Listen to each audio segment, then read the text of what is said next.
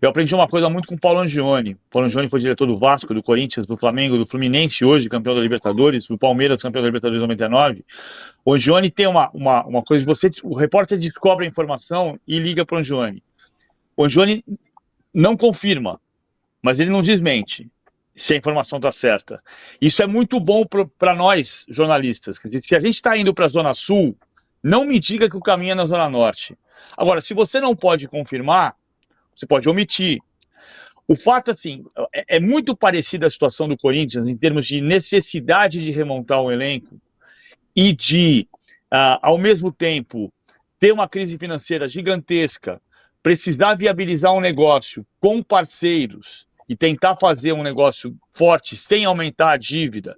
Tudo isso lembra, em parte, o início do Alexandre Matos no Palmeiras, que era a segunda gestão do Paulo Nobre. Ele teve uma contratação de impacto. Todo mundo vai se lembrar do bendito sábado em que anunciou o Dudu. Mas ninguém falou de Dudu antes de chegar. O Dudu vai para o Corinthians ou vai para o São Paulo? Vai para o São Paulo ou vai para o Corinthians? Nossa, o Dudu é do Palmeiras. Esse silêncio é a grande arma, é a grande estratégia. E é isso que o Augusto Melo e o mesmo Rubão têm que aprender a lidar. E nós, como repórteres, como jornalistas, sempre vamos tentar ter informação. Se vazar, informação certa é inegociável para o jornalista. Mas o papel do dirigente é tentar fazer um negócio e divulgar quando estiver sacramentado. Isso é mais ou menos claro. Então, quando fala de Gabigol, é melhor ficar em silêncio e trazer, e surpreender. Aí você vai dizer, nossa, como o Augusto Melo trabalhou bem. O impacto vem depois. Como se diz também, o único lugar que sucesso vem antes de trabalho é no dicionário.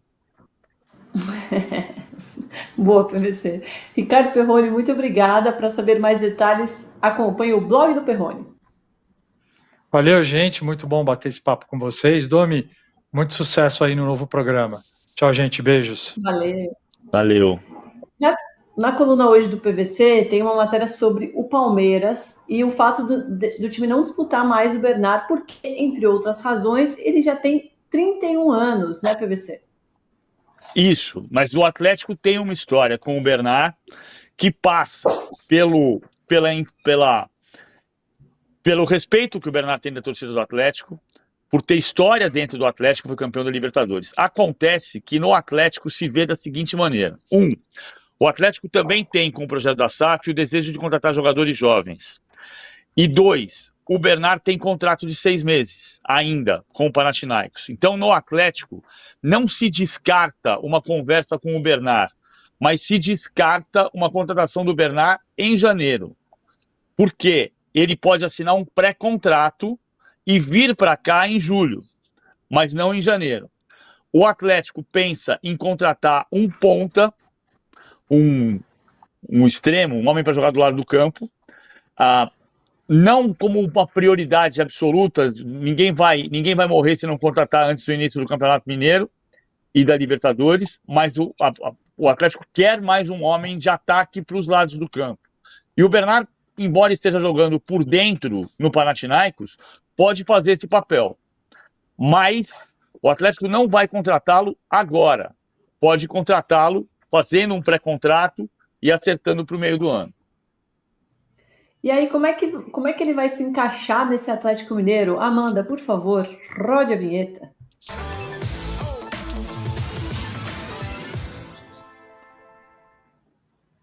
Bom, demorou, mas melhoramos, né? Então tá dando para fazer aqui bonitinho. Olha só. Aqui você tem os dois volantes que podem ser o Batalha voltando e o Otávio.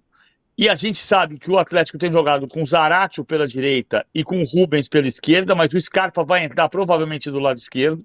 E você vai passar a ter um homem de centro, que é o Paulinho, encostando no Hulk. Então é um 4-2-3-1 que vira todo instante um 4-4-2, porque o Paulinho é atacante. O Bernard, se vier, repito, o Atlético dificilmente vai contratá-lo agora, mas pode... Diz o Atlético que não está negociando nesse momento, mas não descarta um pré-contrato para o meio do ano. Mas nesse caso, o Bernard pode jogar como reserva do Paulinho, ou como opção para jogar junto com o Paulinho. Eventualmente, quando o Hulk não jogar, até sair o Hulk e o Paulinho virar o centroavante e o Bernard vir por trás.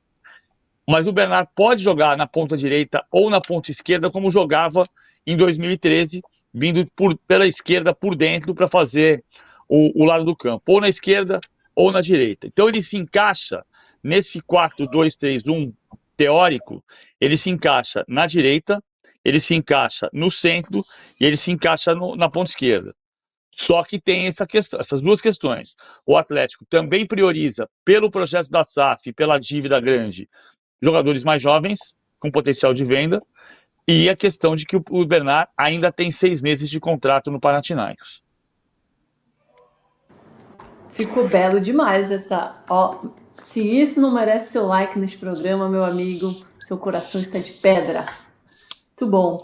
Não, pra gente merece o like, aqui... merece o like e ter conseguido recuperar um pouco a internet hoje aqui. Amanhã estará melhor, mas mesmo na praia. O que você batalhou por essa internet, né? A gente acompanhou aqui. Batalhei.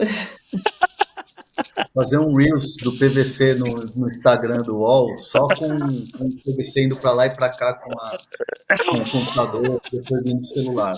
Vale. E a solução estava na minha mão. A solução estava na palma da minha mão, no meu próprio celular. E eu queria a figurinha dele com a cara que ele fez quando ele conseguiu virar o celular horizontal, que foi maravilhoso.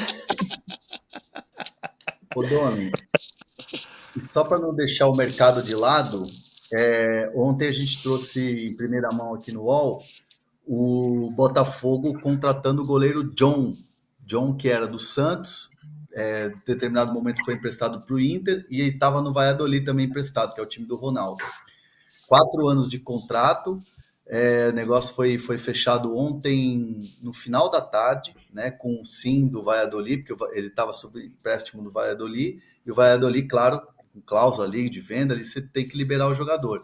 E houve uma liberação muito tranquila, o Paulo André foi muito solícito, com toda a documentação, prestando tudo aquilo que o jogador precisava para liberar o contrato e ele poder assinar um novo contrato com o Botafogo.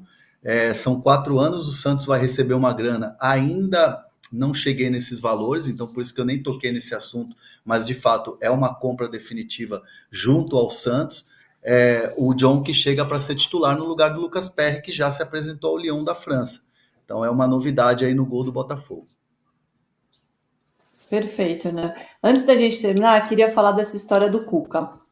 A Justiça Suíça anulou a condenação dele por falta de um advogado no julgamento daquele caso do estupro coletivo de uma menina, uma criança de 13 anos. O que isso significa? Ele não é culpado? Não. Significa que, por um detalhe jurídico, o julgamento não é mais um julgamento. Então, ele não está condenado na justiça. Mas eu escutei a Alice hoje de manhã no All News Sport e ela falou uma coisa que eu achei muito boa. Ele não é mais condenado na justiça, mas a atitude e tudo o que aconteceu envolvendo esse caso continua sendo muito condenável, né, PVC? E a gente precisa falar disso para que situações como essa não se repitam. E envolvendo a gente também, a omissão, a falta de interesse da imprensa em falar sobre um caso disso, e você sabe, né, casos como esse acontecem com muito mais frequência do que deveriam, principalmente nos casos no esporte, né, PVC, infelizmente. Só vamos colocar uma coisa que eu acho que é sempre importante dizer. O caso envolveu 4 pessoas, né? O que os advogados do Cuca pediram foi um novo julgamento, com base no fato de ter sido julgado à revelia, tese até da qual eu discordo, porque a informação o tempo inteiro era de que o Luiz Carlos Silveira Martins tinha representado os 4 jogadores no julgamento em 89, o caso foi em 87 e o julgamento em 89. Mas a juíza entendeu que de fato havia um julgamento à revelia e a proposta era um novo julgamento. A juíza entendeu que a sentença estava prescrita e por isso propôs a anulação da pena. Então, o Cuca está quites com a justiça suíça. Não significa que ele esteja quites com a sociedade no modo total. Mas eu acho sempre importante dizer, Domi, esse caso não foi o caso Cuca. Esse caso, quando foi divulgado em 87, chamou-se escândalo de Berna. há 4 jogadores, e eu sinto falta de se dizer o nome dos 4 toda vez que se cita esse caso. É o goleiro Chico, o nome oficial dele é Eduardo, o ponta esquerda Fernando, o zagueiro Henrique. Quando o Henrique, zagueiro, veio jogar no Corinthians em 92, ele recebeu, por parte da imprensa, matéria do Diário Popular primeiro, o absurdo apelido de Henrique Paiacan, que era uma referência ao pajé Paulinho Paiacan, que tinha uma denúncia de estupro com as indígenas da sua tribo, e que acabou sendo até absolvido por falta de provas muitos anos depois, mas naquela época era um caso claro de abuso sexual. E o Henrique foi o jogador do Corinthians de 92 a 97. Todo mundo sabia disso.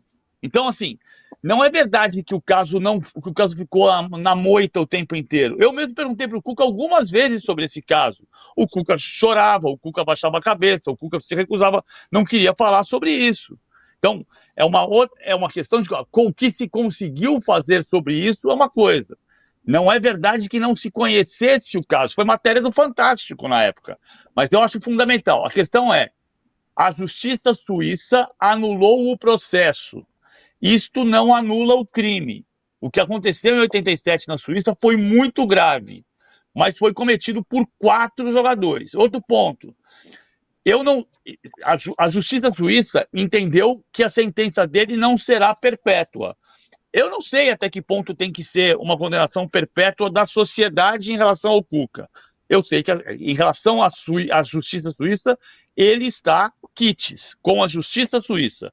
A sociedade brasileira vai entender como vai lidar com esse caso daqui por diante. Mas são 4 pessoas. É importante dizer, não é o caso Cuca. O escândalo de Berna envolveu Cuca, Fernando, Chico e Henrique.